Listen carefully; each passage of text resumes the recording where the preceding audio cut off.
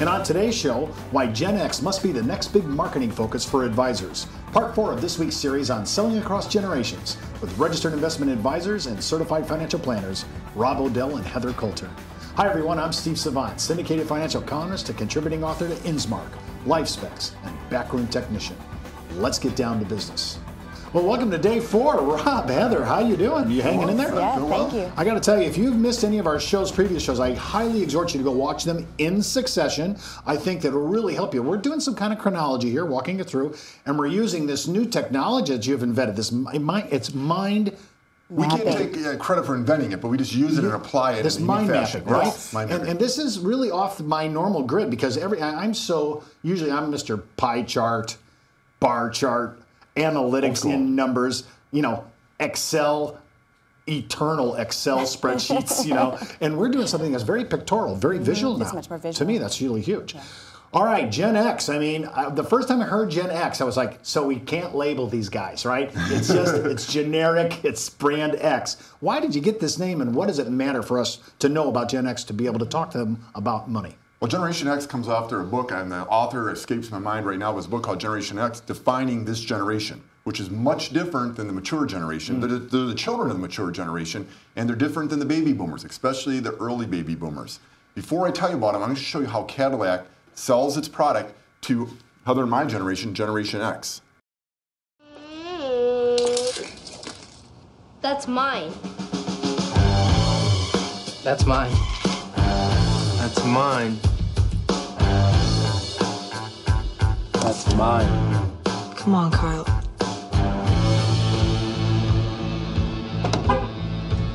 That's mine, Kyle. Revenge is a dish best served with 272 horses. The Cadillac. You catch that? I did. Revenge is best served. So our generation is known as syndical stalkers.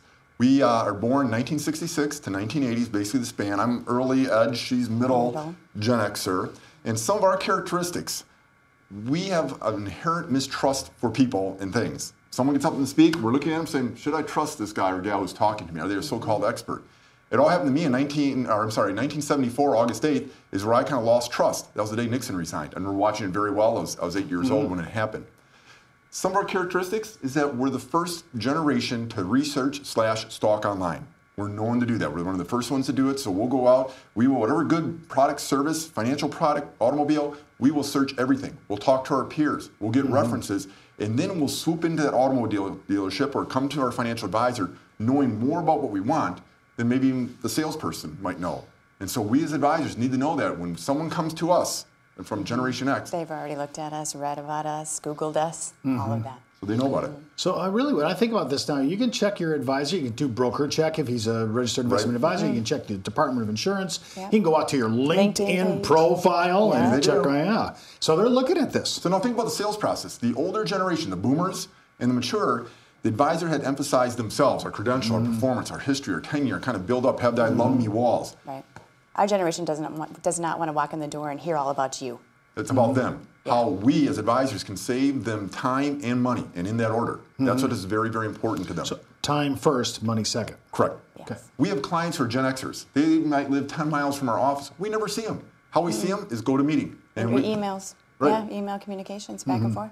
In fact, a characteristic of a Generation Xer, they will see a phone come in, or a call come in on their smartphone. Their picture of the person who's calling is there, and they'll look at it and say, it's so-and-so calling. I don't want to talk to him right now because that means I have to talk about my weekend and my kids and where I was. I'm going to let it go to voicemail. So click, they let it go to voicemail. Within a few minutes, they pick up the voicemail voicemail recording, and they'll answer that voicemail by an email.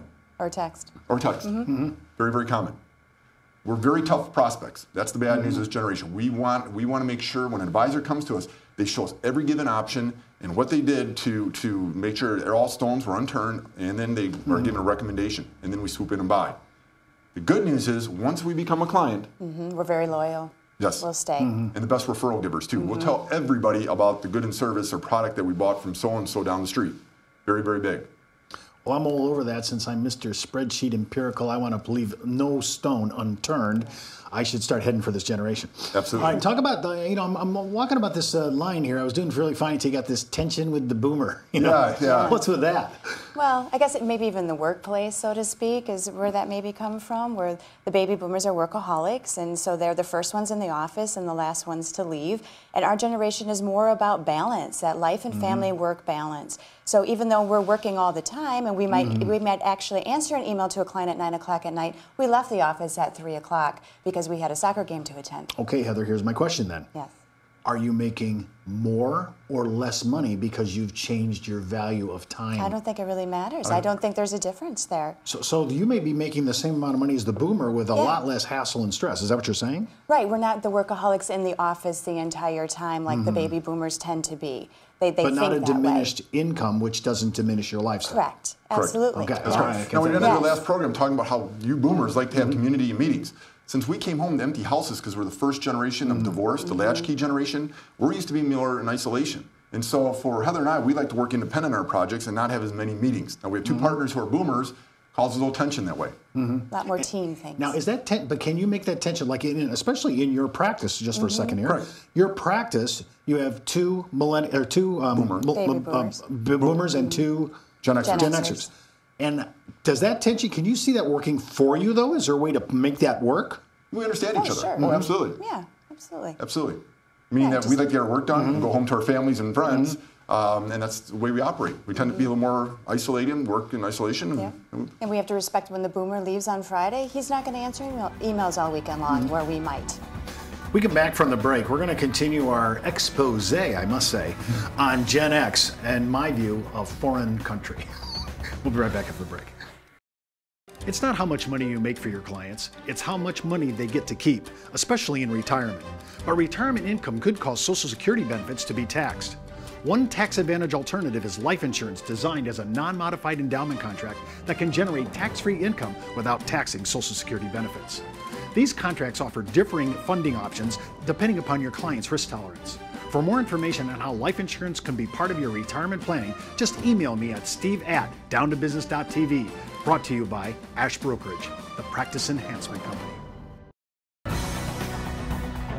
Well, welcome back to our second segment. Of course, we're with RIA and CFPs, Rob Odell and Heather Coulter. We're talking about, in my view, somebody I don't know, the Gen Xers, I have to say. And I'm getting an education here along with our advisors watching the show. And if you're a Gen Xer, say, Steve, how could you not get this being in our business? Well, we're just starting to get to you people all just now. You know, we're looking at the next generation. Walk me through some of the things that are typical characteristics about your generation.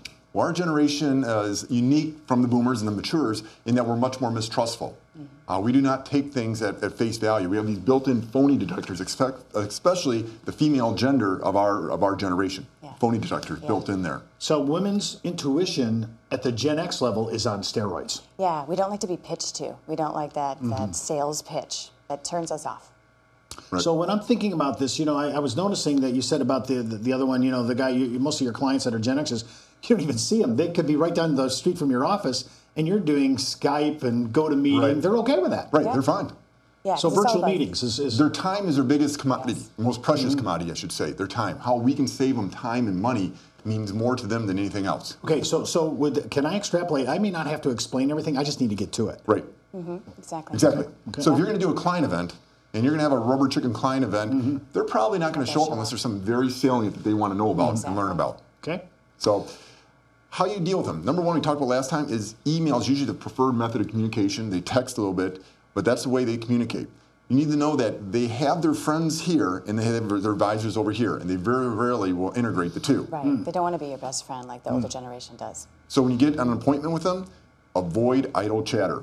Leave your stories, the war stories from the past, in the past, there. Focus on them, their future, and how you're going to help them accomplish their goals. That will be difficult for my generation who has been bred on small talk. Yes. Exactly. Telling stories. Yep. Yeah. Exactly. Yeah. Wow. Well, think about it. This is the generation that's going to inherit the matures, the most affluent generation's wealth. And it's coming down here. And according to Cerulli and Associates, 92% of these people will find new advisors than who mom and dad used. So if you have a book of business of affluent, mature generation or the senior generation, you will want to either hire Gen Xers or you want to at least understand how they work and incorporate it into your business practice. Okay, well, when I'm extrapolating here, I'm hearing brevity rules and less is more. Yes. Absolutely. That's what I just heard. Absolutely. Okay. Absolutely. Also, what you put on your website, how you promote yourself is very, very important. We all know about these award advertising, you know, where you can become a such and such advisor, you can put it out there, and it's basically there's a telemarketer will call an advisor saying you've been awarded this award. All you gotta do is pay $2,500. We'll give you a half-page ad in a magazine, a local magazine. We'll give you a nice plaque you can hang in your office and something to put on your website. The mature generation look at that and say, oh, that's a nice award. Boy, he must be something like that. The Gen Xer will see that exact same award on your website, and they'll say, what's that? They'll research it. Yeah. Yeah. And they'll Google it. Yeah. And what happened to me is our third month in business, I get a call from one of these organizations. They said, I've been awarded this award. I said, really? Well, we're 3 months old. We have 3 clients and made less than $10,000. I said, are you sure it's me? We did a background check. Yes, it's you. Are you sure it's Wheaton Wealth Partners? Yeah, it's you. And I said, no, thank you, hung up. I immediately went to Google and found out what kind of award it's really advertising. And there's actually things that say scam about it next to it. So now, if I put that out there and I want to attract a Gen Xer, and a Gen Xer will probably do the exact same thing I do, and they say, this guy's buying his awards, either he doesn't know it and he's not too bright. Right. It discredits us. Yes. Yes. Or you're trying to deceive me. Right. Yeah. Exactly. So anything that even looks or is and/or looks like vulgarity or any kind of bravado is not going to be. That's just summarily dismissed. Right. Correct. Okay. Well. Okay. And all heads up to us who are buying our way into credibility. Yes. Exactly. And the last thing I think how we present this generation is much different is that they want to make sure you as the advisor looked at every option out there. And that's where mind mapping comes in. Load them with all the options and all the solutions, give them all the information they want because they're going to do the research and then they'll come back to you. Yeah, you might say, I'm leaning towards this for you, but I've looked at A, B, C, and D in addition to this one here. I think this is the best fit for you, but gently push them away and let them come back to you. Don't try to hard close them. Yeah. Well, I noticed here that our generation was all about social events, client events, PR events, fraternal relationships.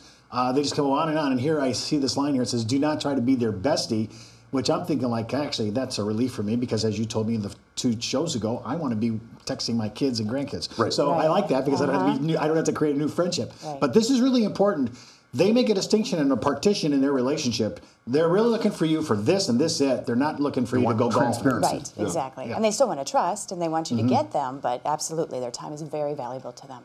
Now, you've been dealing with these kind of people. Gen X, you are those people. You're dealing with your own demographic.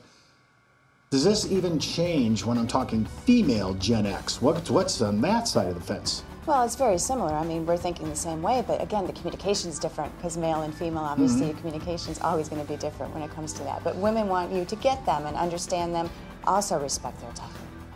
Well, that's all the time we have for today. Remember, before moving forward with any of the ideas on our show, always consult your tax advisor, legal counsel, or your broker-dealer compliance officer.